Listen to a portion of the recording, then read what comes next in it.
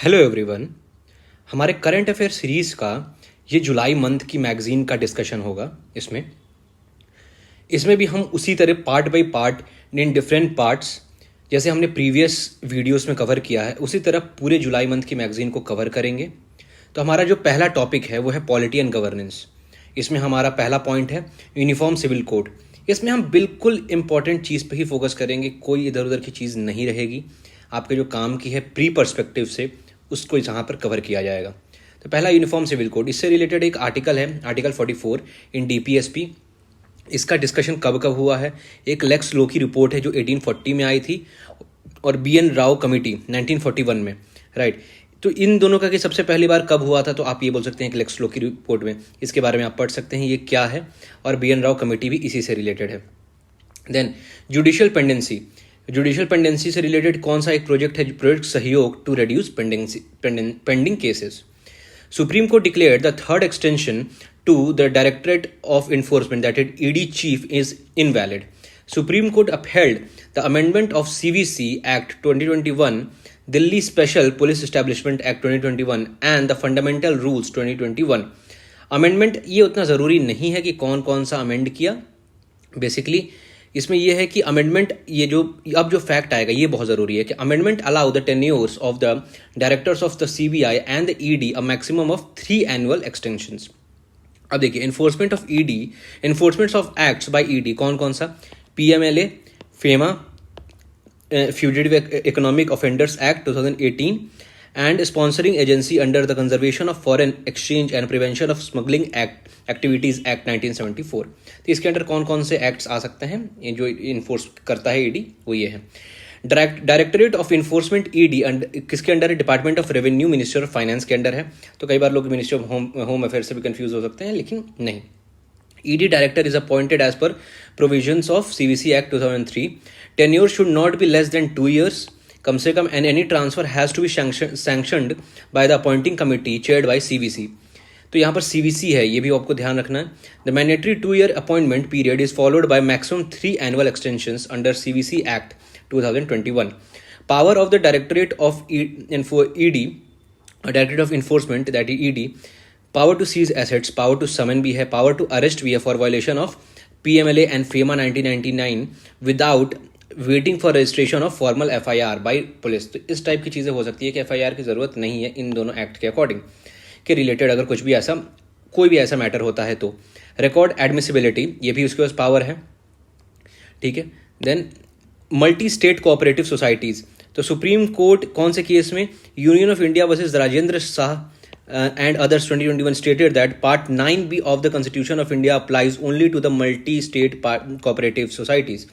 अच्छा, आपको ये भी बताना है कि जो कोऑपरेटिव सोसाइटीज़ हैं ये एक कौन से आर्टिकल में है। अच्छा चलिए मैं आपको बता ही देता हूँ। आर्टिकल 19, ठीक है, इसके अंदर ये है। आप उसके अंदर आप जाइए, उसको आर्टिकल 19 में कोऑपरेटिव सोसाइटीज़ के बारे में पढ़िए कि वहाँ कर वो किसका पार्ट है। तो वो फंडामेंटल राइट का भी पार्ट है, ठीक है। तो आपको ये पता होना चाहिए।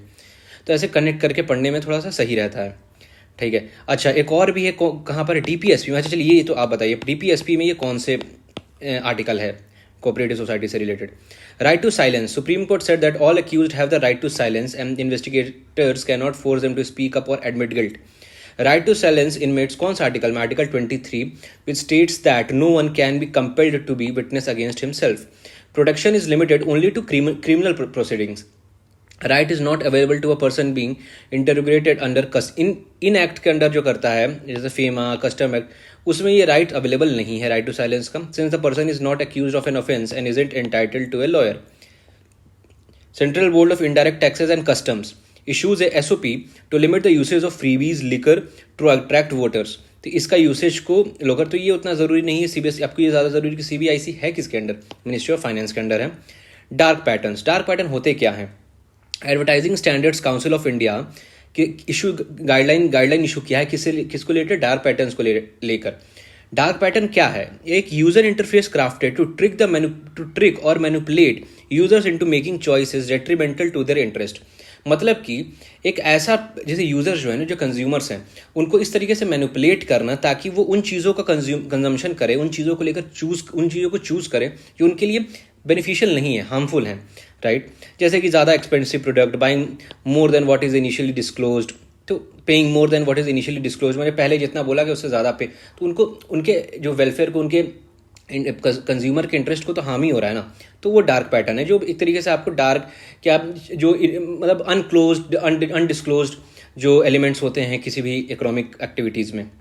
मिसलीडिंग, जैसे उसमें क्या क्या होता है, मिसलीडिंग एडवर्टीजमेंट्स आर डिफाइंड किसमें, consumer protection act of 2019। Drip pricing क्या है, अब जैसे ये सब क्या है ना, ये चारों पांचों जो हैं, ये 1 2 3 4, ये 4, ये नहीं, ये तो इसमें है, ये चार एक तरीके से डिफरेंट टाइप्स ऑफ स्ट्रैटेजीज और एक्टिविटीज़ है related to dark pattern.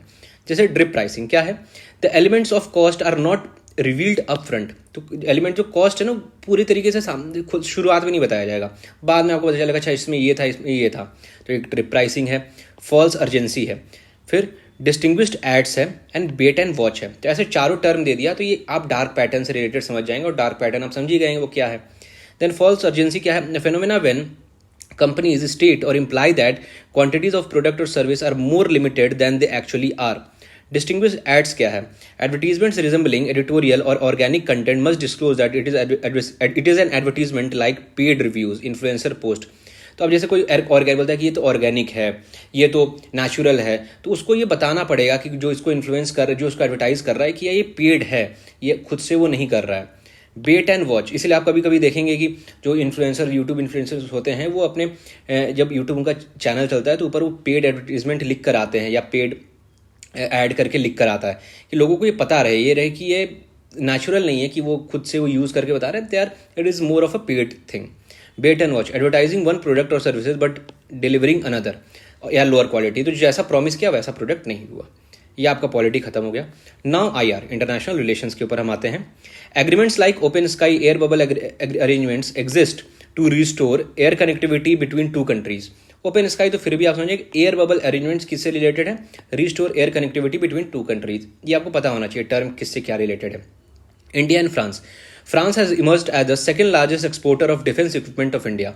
Second largest, तो ये ठीक है, आपको सेकंड नहीं भी पता रहेगा कोई दिक्कत नहीं, क्योंकि आगे पीछे होता रहता है। P-75, लेकिन आपको पता होना चाहिए, scorpion technology transfer and Rafale aircraft are some major examples. ये जो टेक्नोलॉजी है राफेल और ये कहाँ से आई है, ये P-75 ये फ्रांस से आई है। France to support second phase of India programme of cities 2.0 को financed with Germany and EU। तो ये जो सिटीज़ 2.0 है, इसमें कौन कौन सा, फ्रांस अभी ऐड हुआ है, पहले कौन कौन था, इसमें जर्मनी था और EU था, ठीक है, ये किसने, इंडिया के लिए है। तो ये सस्टेनेबल सिटीज़ से रिलेटेड है जो इंडिया का प्रोग्राम है। Then TAPI, Turkmenistan, Afghanistan, Pakistan and India to transport natural gas from Turkmenistan to remaining 3 कंट्रीज। तो तापी में कौन कौन है ये आपको पता होना चाहिए। With also work that one solar, one world, one grid, कि it seeks to develop a global grid of the torrid zone. Torrid zone क्या होता है, area between Tropic of Cancer and Tropic of Capricorn, and to overcome the issues of domestic land scarcity, import of solar inputs and reduce reliance on fossil fuels. तो इसके लिए बहुत ज़रूरी है, that is वही आपको इंटरनेशनल सोलर अलायंस उसी से रिलेटेड है। Virtual summit of SCO was concluded with the sign of New Delhi Declaration. तो वर्चुअल SCO जो किससे कंक्लूड हुआ था, न्यू दिल्ली डिक्लेरेशन। ये SCO के बारे में कुछ है, इंडिया इसका मेंबर, ऑब्वियसली इंडिया इसका मेंबर है। इसका लेटेस्ट मेंबर कौन बना है, राइट। तो it was founded at the Shanghai summit, Russia, China, Kyrgyzstan, Kazakhstan, Tajikistan and Uzbekistan. Iran has joined the new permanent member of the grouping, ठीक है। 3 observer status and 6 dialogue partners. ये उतना ज़रूरी नहीं, मेन आपको इसके countries आना चाहिए, लेटेस्ट कंट्रीज कौन ज्वाइन किया ये पता होना चाहिए। ब्लैक सी ग्रीन डील किससे रिलेटेड है, ये रशिया और यूक्रेन से रिलेटेड है, ठीक है। ये कौन ब्रोकर किया था, इसका मतलब इसके बीच में किसने ये मीडिएट किया था, United Nation and Turkey, right. It provide safe maritime Russian humanitarian corridor for Ukrainian exports, की यूक्रेन जो एक्सपोर्ट करे तो उसको एक सेफ कॉरिडोर दिया जा सके ताकि उसके जो व्हीकल्स हैं वहाँ से पास हो सकें, right. Then smart power, smart power क्या होता है, 2 टाइप के पावर, एक तरीके से 3 टाइप के पावर होते हैं, hard power, soft power and smart power. Smart power किसने दिया था, जोसेफ ने। हार्ड पावर जैसे यूज़ ऑफ फोर्स, मिलिट्री, इन चीज़ें। सॉफ्ट पावर क्या होता है कि जैसे आप कल्चरल हेजिमनी जो यूज़ होता है, कल्चरल पावर होता है, आपकी जो डिप्लोमेसी होती है, ये सब सॉफ्ट पावर के थ्रू आप कर सकते हैं। जोसेफ ने क्या बोला कि स्मार्ट पावर का यूज़ किया, कि जहाँ पर जिसकी यूज़ हो, जहाँ पर हार्ड की यूज़ हो, जहाँ सॉफ्ट की यूज़ हो, अकॉर्डिंग टू द यूज़ इसका यूज़ किया जाए, किसी एक चीज़ पे नहीं रुका जाए। US India strategic clean energy partnership, ये किस ईयर के लिए? 2030 तक के लिए है। यूएई, ये उतना ज़रूरी है नहीं तो आप उसको छोड़ सकते हैं। यूएई आईआईटी दिल्ली कैंपस कहाँ पर है? अबू धाबी में खुला है। Second IIT campus abroad after Tanzania, ठीक है। तो आईआईटी का अच्छा ये आप बताइए कौन से आईआईटी का कैंपस तंजानिया में खुला है, right. UAE is India's third largest trading partner, second largest export destination. First export destination India कौन है? यूएस है, right. UAE signed a comprehensive economic partnership agreement with India, CEPA first country with India, right.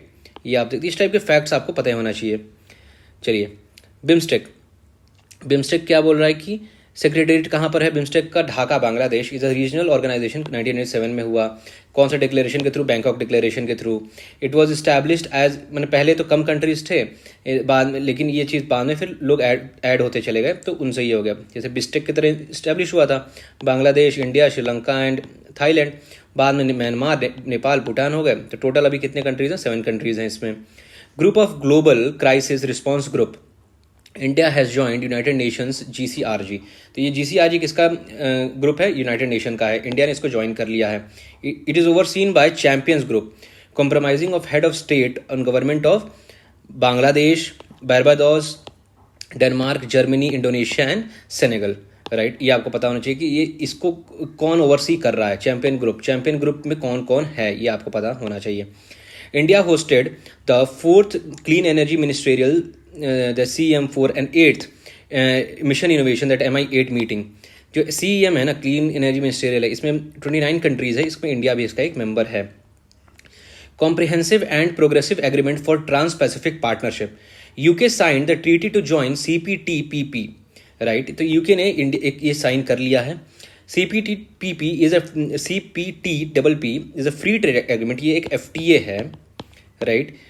Agreed upon in 2018 between 11 countries, right. तो कौन कौन से? Australia है, Bruny है, Canada है, चिली है, जापान है, मलेशिया है, मेक्सिको है, न्यूजीलैंड है, पेरू है, सिंगापुर है एंड वियतनाम है।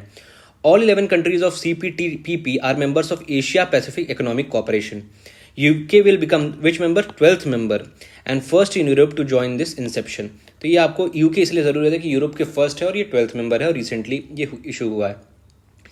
यूरोपियन स्काई शील्ड इनिशिएटिव, ये किसने किया है? Austria and Switzerland has joined ESSI को किसने ज्वाइन किया? ऑस्ट्रेलिया एंड स्विट्जरलैंड में। इसका काम क्या होता है इस इनिशिएटिव का? To create European air and missile defence system to strengthen NATO integrated air and missile defence system, मतलब यूरोप और नाटो के एयर और मिसाइल डिफेंस सिस्टम को मजबूत करना। इसमें अभी कितने इसके मेंबर हो गए? 19 हो गए हैं, राइट। मेजर इसके मेंबर्स यहाँ पर लिख दिए गए हैं, आप सिर्फ इनको ही देख लीजिए। बेल्जियम, बुल्गारिया, चेक रिपब्लिक, नॉर्वे, स्लोवाकिया, यूके और अभी जो ज्वाइन हुआ है Austria and Switzerland. And Orkney islands, ये आइलैंड से रिलेटेड आपके पास कि they has proposed its intent to split from UK and become self governing territory of Norway. Island is situated in north eastern coast of Scotland. तो आपको ये पता होना चाहिए किसके रिलेटेड है, कहाँ पर है। अभी यूके का पार्ट है, जैसे तो यूके से अलग हो गया, किसका पार्ट बनना चाहता है? नॉर्वे का। और ये किसके कहाँ पर सिचुएटेड है? North eastern coast of Scotland. तो यहाँ पर आपका पॉलिटी और IR खत्म होता है। नेक्स्ट में हम इकोनॉमी से शुरू करेंगे। Hope you like this lecture. Like, share and subscribe. Thank you for watching.